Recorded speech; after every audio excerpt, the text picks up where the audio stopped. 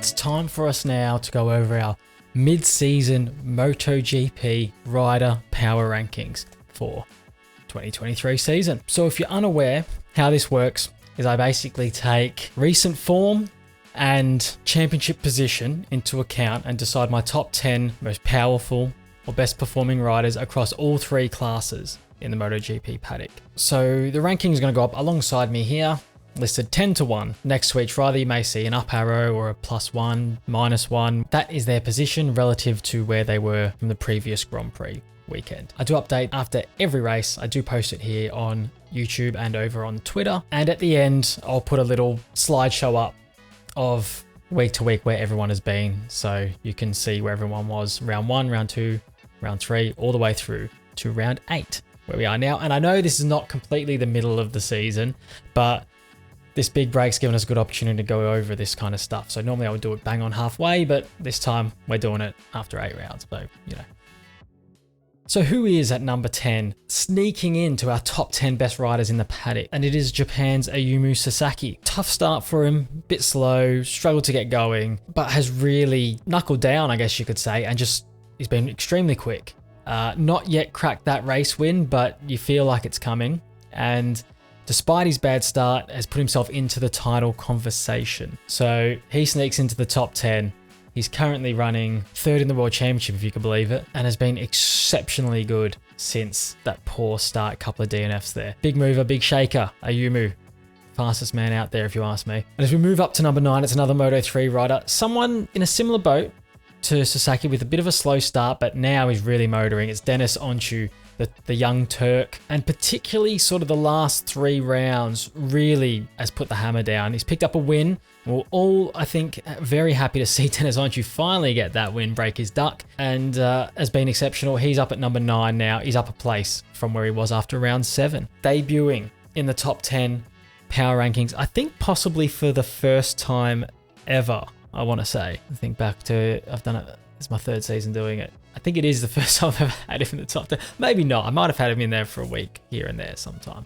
It's Jake Dixon of Gas Aspar Moto 2. Of course, picking up his first win also in Assen. Really, really good ride. And again, one of those ones where I get the very similar vibe for these first 3. Slow start, and that's why they're emerging into the top 10 now. They've really started to kick on now and bring themselves into the conversation. While I think the title battle is beyond him, Jake, with the form and the already accumulated points of the other 2, I do think he's absolutely going to come 3rd in the championship. I do think he's potentially going to pick up another win probably somewhere. So, and it obviously going to be continue to be a consistent podium contender. Big season for him because MotoGP rides are looking like they may be attainable. So you've got to put yourself in the shop window, and he's doing it wonderfully at the moment. And we have our 2nd place runner in the Moto3 Championship at the moment. It's Jaume Masia. Without being outstanding, has been consistent enough and a strong enough finisher in pretty much every Grand Prix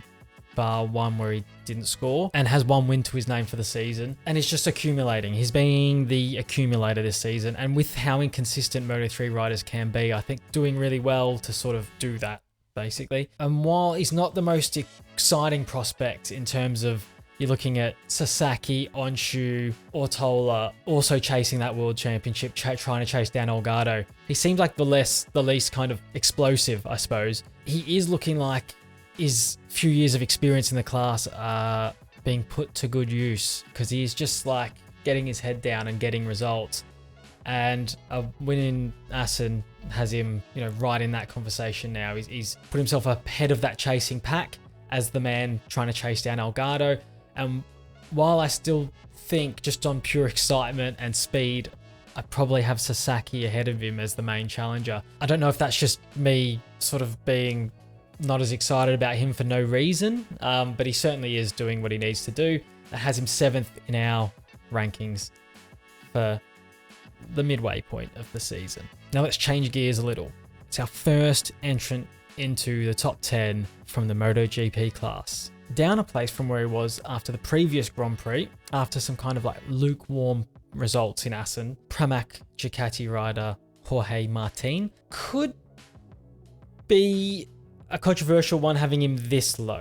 He is 2nd in the World Championship, has been largely exceptional, bar the first few rounds. But it is very hard to find places for people whose most recent performance wasn't amazing when there are other top rides happening and guys doing well in championships elsewhere. So Martin, I've settled him at 6th. Could be harsh, but that's just how it falls. It is based on form as well as championship position. So like I said, lukewarm performance in Assen has seen him drop below our next Ducati pilot, and that is Marco Bezzecchi at number 5. I've just swapped them after the last race for this one because Bezzecchi was so strong in Assen. So, and it brings him to within a point of Martin. So toss a coin between these two. Where would you have them? I've got it on the most recent performance, has Bezzecchi ahead. Is it a surprise with Bezzecchi? I said at the start of the season he was my surprise pick he was my pick for like a surprise winner. I'm starting to think that maybe he's not that of much of a surprise. I think when we did those predictions, which you can watch, I'll put a little thing up in the corner there, with Luke from Highside News. Luke said he didn't think that would be much of a surprise. It turns out he was probably right, because it's not that surprising now that you've seen how good he's been. But at the time, probably at the start of the season, I had him kind of level with Marini, and I thought maybe one of them would break through.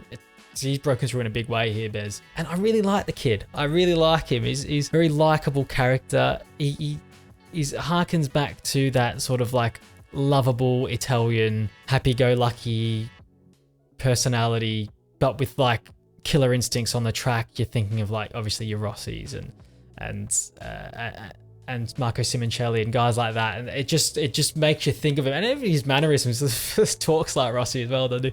And I think it's only a good thing if you get characters like that near the front, and he's doing a great job. As we head up to number 4 now, we're up into the business end here. We're back to Moto3. And by the way, I think Moto3, if I just have a quick count here, Moto3, I have more Moto3 riders in the top 10 than any other class. At number 4, your Moto3 championship leader, Danny Olgado, had to come in here. Now, whether you think he could be higher than this as the championship leader, I would accept that. I mean, his form's been ridiculous. 1st, 4th, 5th, 6th, 1st, 3rd, DNF. So without the DNF in Assen, he hadn't finished lower than 6th. And I think the only reason I've dropped him here, and he's sort of held station at number 4 for this week, but the reason he's that low is maybe because you do sort of rate the higher categories a bit higher, and you'll see that when we get to the next 3, why that is. So Olgado, number 4, maybe if he'd picked up a good result in Assen, I'd be inclined to push him higher, but the DNF just made it easy for me to settle him at number 4. But he's the man to catch. He's been very, very good. 1, 2, 3 wins. 3 wins this season, and another podium on top of that, which he picked up in Germany. The DNF in Assen has brought other riders into play. He could be out of sight almost by now, but he's kept it interesting for us. Thanks, Danny. So, and everyone down to Onshu in 5th is now going to be looking at that and being like, I've got a sniff here. He's given them a sniff. There's blood in the water. What will they'll try and beat him up every opportunity they get now, and these guys are vicious when they get a sniff like that. And now we're on to our top 3 in the power rankings. At number 3, Tony Arbolino. Of course, still our Moto2 championship leader, although that gap has reduced to 8 points. Yeah, he's leading the World Championship. Why don't I have him above Acosta, I guess? And, look, may as well mention him now. We'll do these 2 in 1.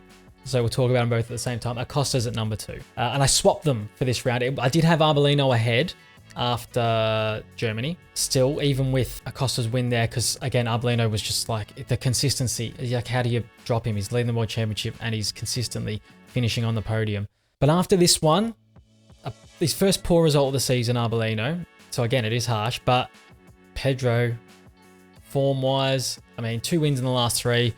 The other race at Assen, he came 3rd. He was on the podium. It was a really good ride for him to get himself up to 3rd, because it looked like he might not get there the way that race was going. Yeah, Big Tone dropped to number 3. And I think that all comes with like the feeling you get from where this is going.